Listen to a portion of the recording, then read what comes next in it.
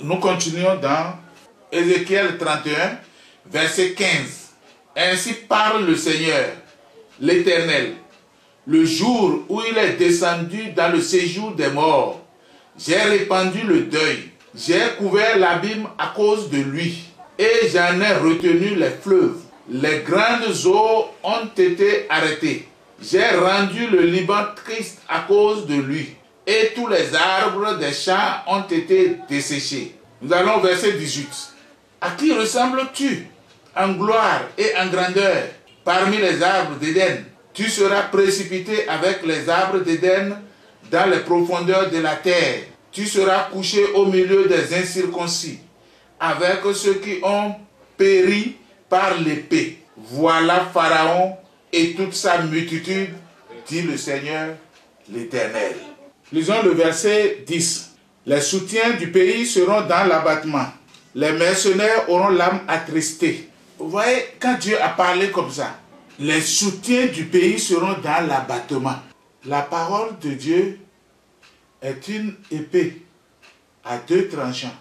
Donc, elle ne manque pas de s'accomplir. Tous les mercenaires auront l'âme attristée. C'est-à-dire, tous ceux qui travaillent dans le pays se lamenteront. C'est pourquoi il y a les syndicalistes, il y a tout. Mais depuis que moi, j'ai commencé par voir, par écouter, par regarder, j'ai vu il y a des syndicalistes qui revendiquent. Oh, jamais ils ne sont satisfaits. Donc, les soutiens du pays seront dans l'abattement. Je vous explique ce que moi j'ai compris là. Parce que nous revendiquons toujours, nous nous insurgeons toujours contre le colonisateur. Il fallait qu'ils continuent parce qu'ils ont déjà goûté la chose. Ils ont goûté nos produits. Et c'est bon. Donc, ils essaient de nous intéresser un peu en nous aidant. Ce qui est prévu par Dieu aussi. Parce que Dieu sait qu'il y aura du soutien. Mais que ces soutiens seront dans l'abattement.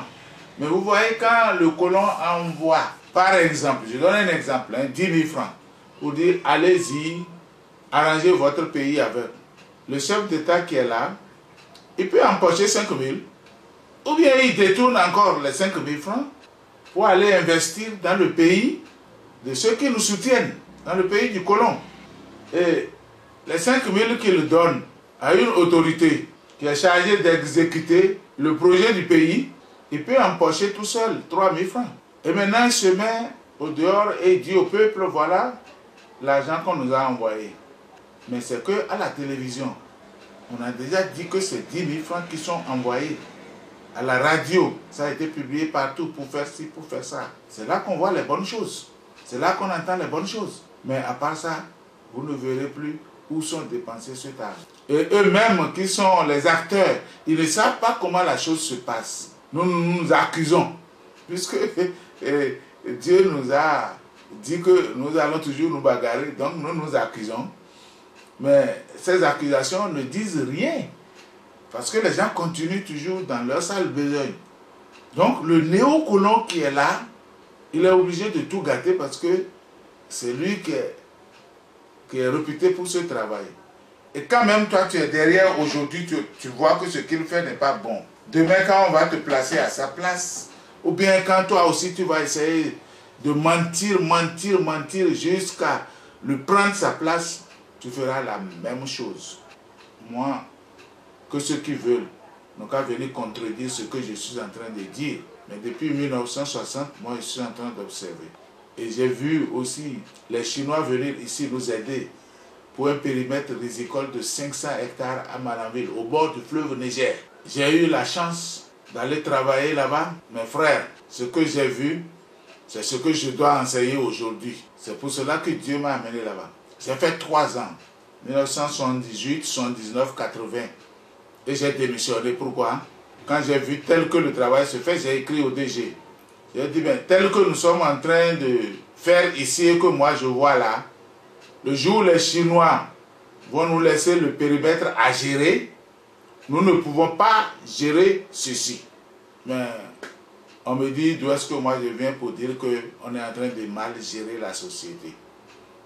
La société s'appelle Société nationale d'irrigation et d'aménagement hydro-agricole. Un bon nom, n'est-ce pas? Un nom ronflant. J'ai participé à l'installation de l'unité de production où on devait semer 2 fois le riz par an. De quoi inonder toute l'Afrique du riz. Mais regardez à quel niveau nous sommes aujourd'hui. Dès que moi j'ai constaté cela, je n'ai pas de voix. Quand j'ai parlé au DG, il a refusé. J'étais obligé de démissionner. Et 8 mois après, une partie de la société est partie au Cadet et une partie est partie aux eaux et forêts. Et le terrain a été abandonné malgré les investissements qu'il y a eu. Comment nous pouvons... On ne peut pas gérer. Quand vous regardez le gouvernement même qui est là, notre constitution donne pouvoir à quelqu'un qui a pu se frayer le chemin pour être président. Il fait tout ce qu'il veut. Pourtant, nous imitons les Blancs. Notre colonisateur, c'est lui que nous imitons. Ce sont leurs constitutions que nous avons regardées et nous avons construit pour nous. Mais pour nous là, même si c'est conforme à celle des Blancs, ça ne peut rien faire de bon. Voilà où nous en sommes. Et c'est pourquoi le pays ne peut pas avancer. Il y a la parole de Dieu qui est là et que nous n'avons pas compris. Mais Dieu a dit, mon peuple périt faute de connaissance. Et quand Jésus est venu, Jésus nous a dit, vous entendrez la vérité et elle vous affranchira. Tant que Jésus n'est pas sorti, c'est pourquoi Dieu a pitié de nous maintenant et il a fait la révélation. Voilà ce qui est en train de vous fermer la porte, ce qui fait que vous n'avancez pas. Avant, là, c'est qu'il a déjà dit à quelqu'un que moi je ne connais pas. J'ai vu seulement sur l'image que c'est quelqu'un qui s'appelle Dekasa qui a fait l'image. C'est Dieu qui l'a inspiré comme ça. Nous sommes comme quelqu'un qu'on a lié les mains derrière. Qu'est-ce que tu peux faire quand tu es comme ça? Ça rejoint la révélation que Dieu m'a donnée, c'est pour cela que ça m'a intéressé. Donc nous pouvons passer au verset 11. Les princes de Soane ne sont que des insensés. Les sages conseillers de Pharaon forment un conseil stupide. Comment oser dire à Pharaon, je suis fils de sage, fils des anciens rois? Où sont-ils donc, tes sages, qu'ils te fassent des révélations et qu'on apprenne ce que l'Éternel des armées a résolu contre l'Égypte? Les princes de Soane sont fous, les princes de Noph sont dans l'illusion, les chefs des tribus égarent l'Égypte. Depuis des siècles, vous voyez ce que nous endurons dans notre pays. Et regardez tous ces qualificatifs, tous ces sorts qui sont jetés sur l'Afrique. Je répète que l'Afrique, c'est une émanation de l'Égypte. Quand il y a eu la guerre, Dieu a promis qu'il va disperser tous les Égyptiens pour aller former d'autres États. Il va les disperser, ils iront sur d'autres nations. C'est-à-dire au moment où la Bible s'écrivait, moi je pense que c'était l'Égypte, l'Éthiopie, Saba et la Libye qui existaient en ce moment-là. Donc, quand Dieu a cassé l'Égypte, nos parents ont pris leurs idoles et ils ont fui pour entrer dans la brousse, ce qui a fait former d'autres États que nous vivons aujourd'hui. Il est nécessaire que l'on comprenne cela comme ça. Si ceux qui n'étaient pas au début pour connaître l'origine de l'Afrique, il faut qu'ils le comprennent aussi à ce niveau. Donc, où sont donc les sages? Il n'y en a pas. Qui a pu, depuis longtemps, nous dire ce que Dieu a résolu contre l'Égypte. Le sort de l'Égypte, c'est écrit dans la Bible. Et regardez combien de personnes qui transportent la Bible. Tu demandes aux gens, il y a des gens que une fois par an, ils lisent toute la Bible. Mais ils n'ont jamais compris ceci. Ils ne nous ont jamais dit ça. Et tant qu'on ne va pas comprendre, on ne s'en sortira jamais. Tous ceux qui courent pour aider l'Afrique, tous ceux qui dépensent leur énergie pour aider l'Afrique, non, Dieu a dit que ici, ce serait dans l'abattement, ça ne pourra jamais marcher. La preuve même est que déjà, personne n'a pu nous faire la révélation, si ce n'est pas Dieu même qui m'a fait cette révélation, que moi je suis en train de publier aujourd'hui. Donc, y a-t-il quelqu'un? Il n'y a personne pour nous faire cette révélation. Donc, regardez au niveau que l'Afrique est maintenant. Les autorités sont incapables de réagir dans la bonne manière. Plutôt, ils se soumettent comme s'ils ont besoin de ça. L'Éternel a répandu au milieu d'elle un esprit de vertige, pour qu'il fasse chanceler les Égyptiens dans tous leurs actes, comme un homme ivre chancelle en vomissant.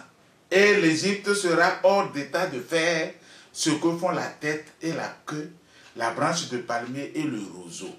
Dans un pays où tout le monde est ivre, si on veut prendre des sujets, où est-ce qu'on ira les chercher? Il n'y a que parmi les ivres qu'on va prendre le président, le député, les ministres, les différents chefs de département. C'est parmi les ivres. Alors, et on a dit que cet esprit de l'ivresse va faire chanceler les Égyptiens dans tous leurs actes, comme un homme ivre chancelle en vomissant. Bon, peut-être ceux qui m'écoutent ici, ils ne savent pas ce qu'on appelle ivresse. Je veux vous dire que j'ai eu l'occasion, je ne sais pas si c'est pour démontrer ceci, que Dieu m'a fait passer par là. J'ai été barman à Niamey, mais les soirs, même dans la nuit profonde, les gens viennent nous voir, on me demande, mon mari n'est pas rentré, est-ce qu'il n'est pas là par hasard? Je dis non, il est venu ici, mais il est parti depuis. Comme il est ivre, il n'a plus reconnu le chemin de sa maison. Et quand tu vas voir, il est couché quelque part au bord de la voie.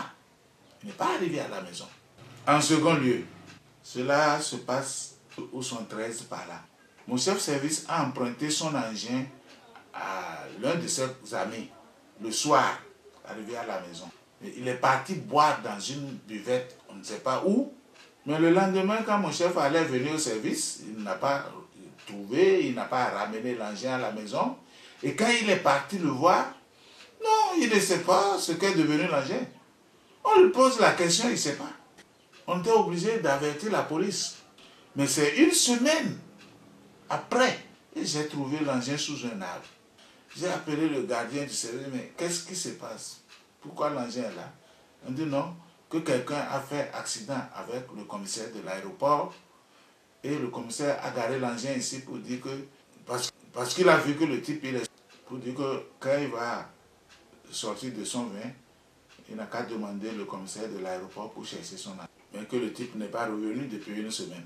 Tout juste parce qu'il ne sait pas là où il y a eu accident. Il ne sait même pas ce qui s'est passé. Je lui donne raison. Parce que j'ai eu une fois à expérimenter ceci. Mon père vendait du sorabi. C'était ce que je dis, c'est aux environs de 1958 par là. Mon père vendait du sorabi. Et le sorabi reste dans ma chambre parce que ce n'est pas quelque chose qu'il faut mettre en vrac. C'est interdit de vendre du sorabi. Donc le sorabi est dans ma chambre. Mais quand je suis revenu de l'école un soir, j'ai dit non, je vais voir. Qu'est-ce que les gens ont quand ils boivent là? Ils se bagarrent entre eux, ils se chamaillent, ils se battent. Qu'est-ce qui les pousse à faire ça? Et le soir là, j'ai pris un bol en cachette, j'ai bu une gorgée du sorabi. Un peu de temps après, ça a commencé par me tourmenter. J'ai dit bon, comme ça dérange beaucoup, j'irai mettre mon piège au rat. Et quand j'ai été dans la brousse pour mettre le piège même m'a attrapé et puis bon, je l'ai laissé et j'ai couru à la maison. J'ai dit bon, la chose vient. Mais comme j'étais encore conscient, j'ai dit que non, ce n'est pas comme ça qu'on se bagarre. Et j'ai augmenté ma dose. J'ai bu encore. C'est tout ce que je reconnais jusqu'aujourd'hui. Sauf que le lendemain matin, quand j'ai pris mon sac pour aller à l'école, on m'a attrapé. On m'a chicoté sérieusement pour me demander mais qu'est-ce qui s'est passé hier? C'est là où j'ai dit ah. Donc après, j'ai fait des choses que moi-même je ne me suis plus rendu compte. Donc ça c'est la vie d'un soulard. Donc quand Dieu dit que il a envoyé un esprit de vertige là, pour que nous chancelons comme un ivre qui vomit là. Non, quand on est dans ce vertige là, on ne peut rien faire de bon. C'est pourquoi rien n'est bon en Afrique. Même si les gens viennent pour nous aider, ça ne marche pas. Les gens ont pensé, mais quand eux-mêmes ils viennent et ils travaillent avec nous, nous les respectons parce que nous sommes faits pour les respecter. Nous les respectons et le travail marche. Mais ils sont venus pour nous aider. Dès qu'ils tournent le dos, ben, le projet est fini là. Vous allez voir aussi, quand on finance un projet, ça commence bien, tout le monde applaudit, la télévision va là-bas, la radio va là-bas, on publie cela. Mais ça finit là. Après cela, quelques années, quand vous allez vous poser la question, elle n'existe plus. Pourquoi elle n'existe plus? J'ai cherché à savoir, j'ai vu que c'est qu'il faut refinancer à chaque fois. Quand on fait une campagne, il faut refinancer. Si on ne refinance pas, ça ne marche pas. C'est ça que j'ai constaté à Malanville avec le périmètre rizicole, que les Chinois sont en train de nous aider à aménager. J'ai vu de la façon que nous, on a commencé par faire des campagnes, on ne gère pas comme ça. Donc, quand vous regardez notre constitution, c'est comme ça que le pays est. L'État ne peut rien gérer. Notre État, avec la constitution qu'on lui a donnée, ne peut rien gérer.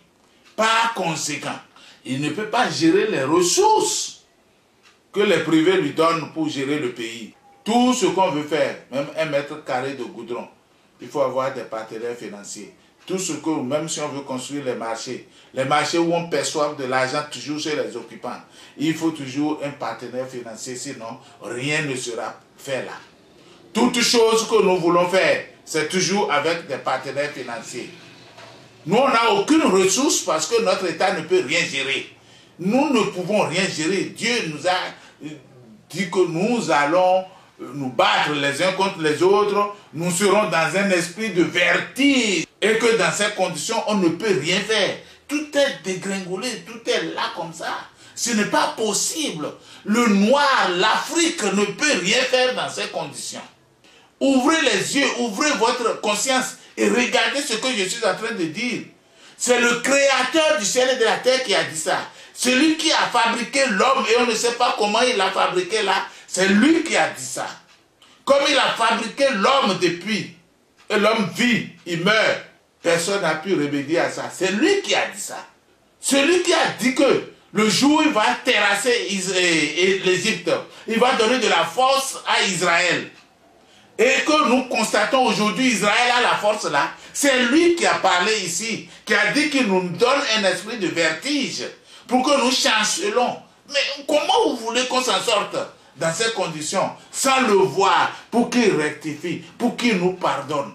C'est pas possible. Et regardez comment nous sommes depuis des siècles. C'est pas possible. Jusque-là, personne ne voit.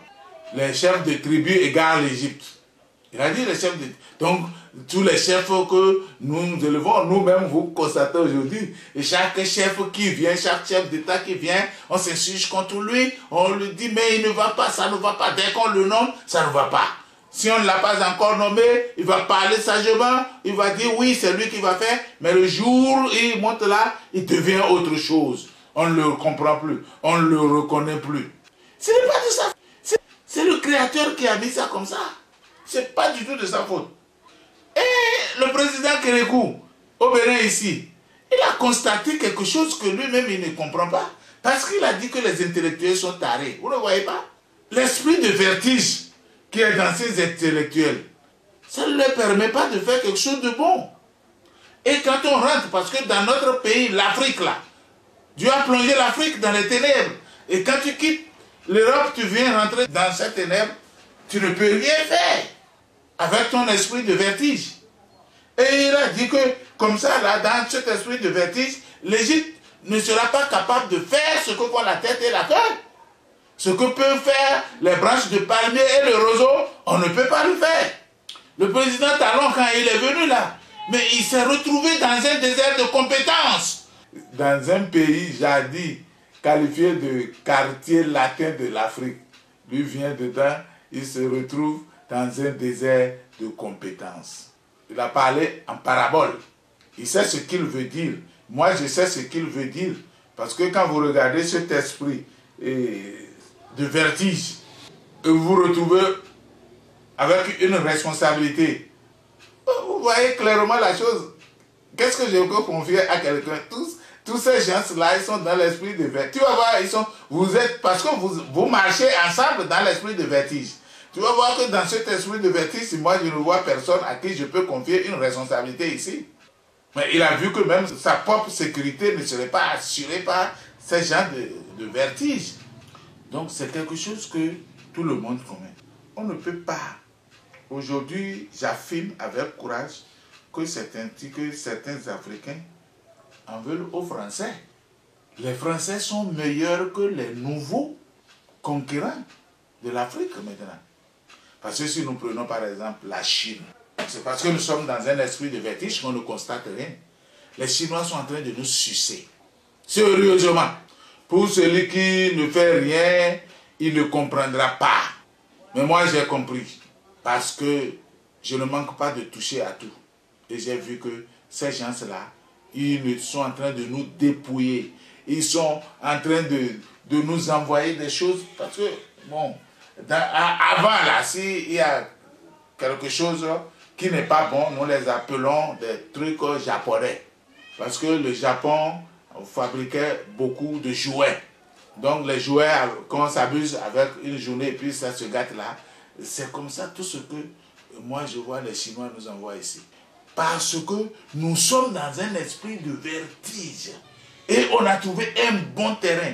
Et parce que si vous regardez bien dans tout ce que Dieu a dit que tous les oiseaux du ciel, ils vont venir nicher chez nous. Ils vont venir manger chez nous. On nous a mis dans le désert avec tous les poissons qui se trouvent dans nos écailles. Ce sont des paraboles que nous ne comprenons pas. Et aujourd'hui, on insulte les Français. Moi, ça me fait mal. Parce que je vois qu'on est en train de se rebeller contre la parole. Donc, faisons attention. Le besoin de l'évangile s'est fait sentir physiquement. On voit des églises sur le terrain africain. Mais quelle église? Dans l'esprit de vertige là, c'est ainsi que si vous rentrez dans l'église, vous allez voir que les frères ne s'entendent pas entre eux. Les sœurs ne s'entendent pas entre elles. Quand vous regardez, les pasteurs, ils ne s'entendent pas. C'est pourquoi il y a des multitudes d'églises. Moi, je pense que Jésus n'est pas venu créer l'église pour que chacun se le possède. Non.